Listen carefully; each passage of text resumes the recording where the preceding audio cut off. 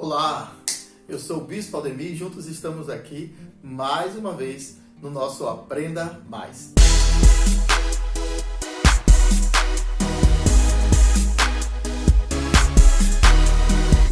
Nós estamos tratando de dois assuntos muito interessantes. Um é a cremação e o outro é justamente sobre doação de órgãos. O que é que você acha a esse respeito? Você é contra? É a favor? Por favor, coloque nos comentários a sua resposta. Nós vamos cada dia mais avançando. A cada episódio, uma resposta, uma revelação e uma reflexão. Você já é inscrito em nosso canal? Uau! Você merece palmas. Não? Por quê?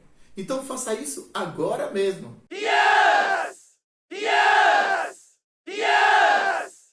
Yes! E como sempre dizemos, não tire conclusões antes de terminarmos toda a temporada, porque vamos a cada episódio aumentando o conhecimento para que você possa chegar à sua conclusão. E posso afirmar que após todos esses episódios, você vai sofrer um alinhamento espiritual e moral na sua vida. Afinal de contas, esse é o seu Aprenda Mais, a sua faculdade em pequenas doses. Nós entendemos o valor que um corpo tem dentro do cristianismo.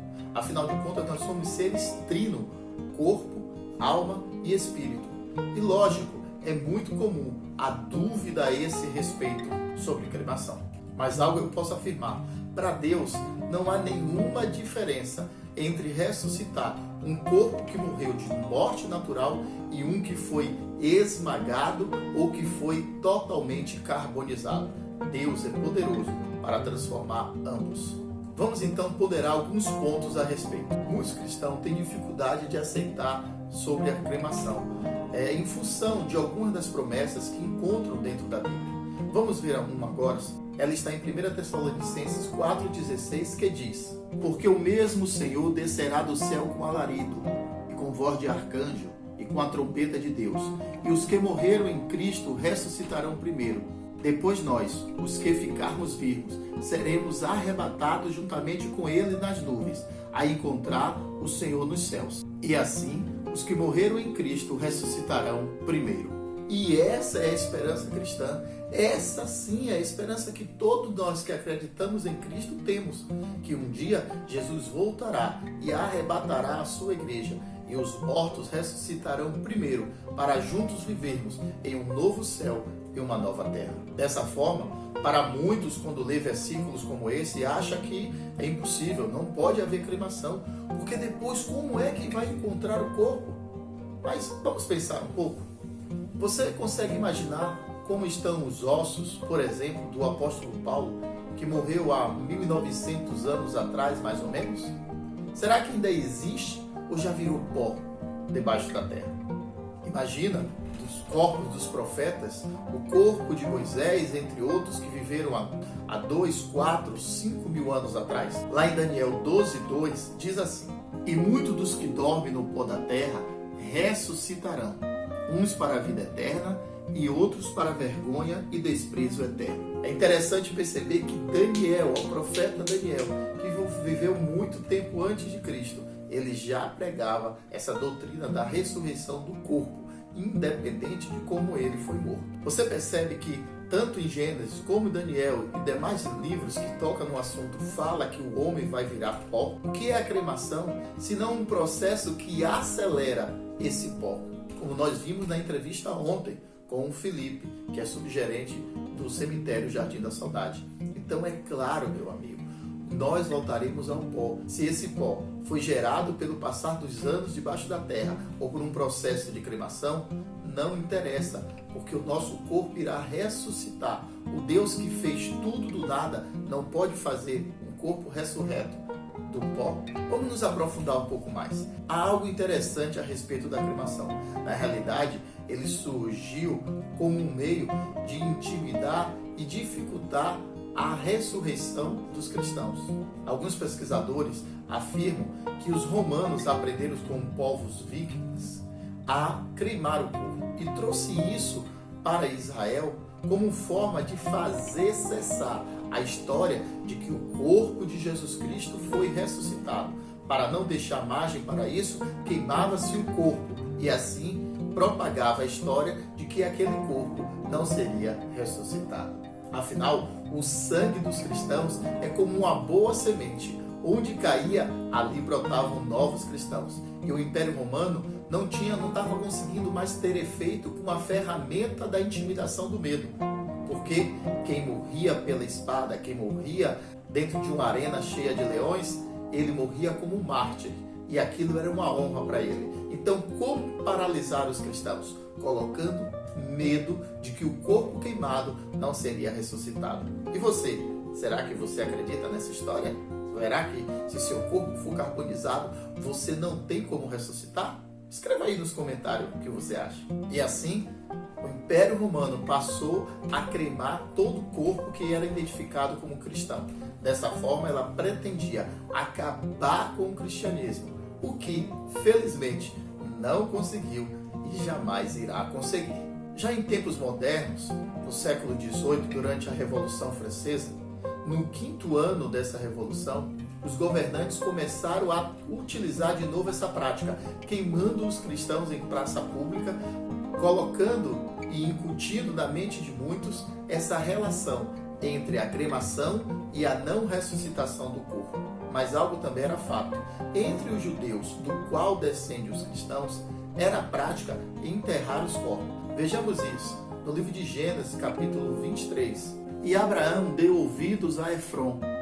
E Abraão pesou a Efrom a prata que tinha falado aos ouvidos dos filhos de Et, 400 ciclos de prata, corrente entre mercadores. Assim, o campo de Efrom, que estava em Macpela, em frente a Manre, o campo e a cova que nele estava, e todo o arvoredo que no campo havia, que estava em todo o seu contorno ao redor, se confirmou a Abraão em possessão diante dos olhos dos filhos de Et, de todos que entravam pela porta da cidade.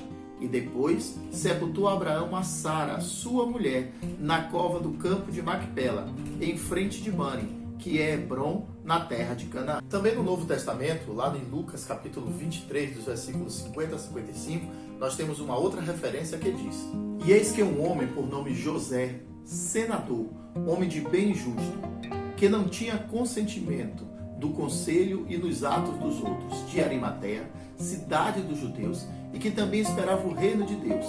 Esse, chegando a Pilatos, pediu o corpo de Jesus e, havendo-o tirado, envolveu no lençol e pô-lo num sepulcro escavado numa penha, onde ninguém havia sido posto. E era o dia da preparação, e amanhecia o sábado. E as mulheres que tinham vindo com ele da Galileia seguiram também e viram o sepulcro e como foi posto o seu corpo. Então perceba que era sim uma prática judaica cristã enterrar os corpos em terra ou mesmo em um monte de pedras. No livro de Amós, capítulo 2, verso 1, tem um versículo que causou a muitos judeus uma intimidação sobre cremação. E diz assim: Assim diz o Senhor: por 3 transgressões de Moabe e por 4 não retirarei o castigo, porque queimou os ossos do rei de Edom, até os tornar a cal. Perceba que nessa passagem Deus se mostra descontente com os moabitas, porque invadiram Edom e queimaram as pessoas vivas, o que era uma prática muito comum naquele tempo nas guerras, pois quando um povo invadia o território de outro e lá chegando ele queimava toda a população, ali virava uma terra de ninguém, uma terra sem nome. Então ele poderia conquistar e ficar tranquilamente como dono daquele lugar. E é isso que Deus estava condenando. Na verdade, entre os judeus também havia essa prática, muitas das vezes tida como um castigo, como vamos ver em Josué, capítulo 7, versículos 15 e 24 e 25, que diz assim: E será que aquele que for tomado como um anátema será queimado a fogo, ele e tudo quanto tiver, porquanto transgrediu a aliança do Senhor e fez uma loucura em Israel. Então Josué e todo Israel com ele tomaram a Acã, filho de Zerá, e a prata, e a capa, e a cunha de ouro, e seus filhos, e suas filhas, e seus bois, e seus jumentos, e suas ovelhas, e sua tenda, e tudo quanto ele tinha, e levaram-no ao vale de Acor. E disse Josué: Porque nos perturbastes, o Senhor te perturbará neste dia. E todo Israel o apedrejou e os queimaram a fogo depois de apedrejá-los. Uma passagem muito conhecida como a capa de Acã. E Acã e toda a sua família, e todos os seus pertences, e todos os seus animais foram queimados. Óbvio que ele morreu não queimado vivo, porque Deus não aprova isso, mas ele morreu apedrejado. Muitas das vezes parece uma injustiça, um homem pecou e toda a sua família foi responsável e pagou o preço. Mas para a autora Kelly Yates, ela disse que esse capítulo de Josué traz o senso de solidariedade comunitária, ou seja, naquela época, o que dava para um da família, dava para todos, porque Deus, ele tratava com as famílias. Vamos ver também Levítico 20:14, um versículo que toca em cremação. Se um homem tomar uma mulher e a mãe dela comete perversidade, tanto ele quanto elas serão queimados com fogo, para que não haja perversidade entre vós.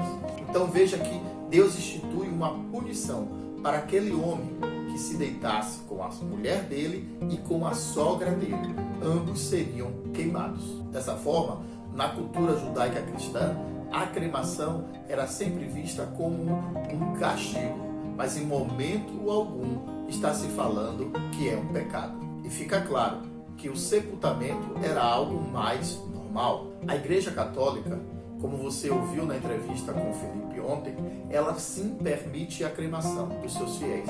Todavia, ela aconselha que as cinzas não sejam levadas para casa, não seja repartida entre os familiares, não seja feitas joias e colocadas no peito, porque isso caracteriza culto de adoração aos mortos, o que é proibido biblicamente. E de forma particular, nós da equipe Aprenda Mais concordamos com isso.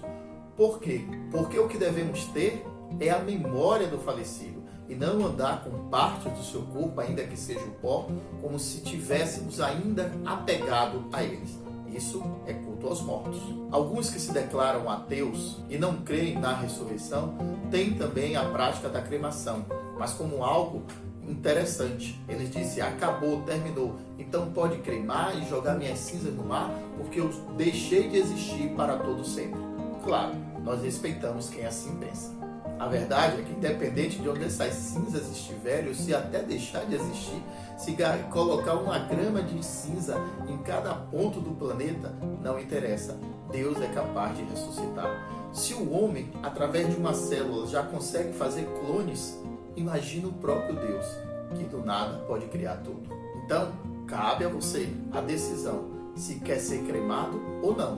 Mas que fique bem claro que a Bíblia não deixa claro a esse respeito que seria pecado. É uma decisão que está muito mais próxima do conforto que cada um tem a respeito do assunto.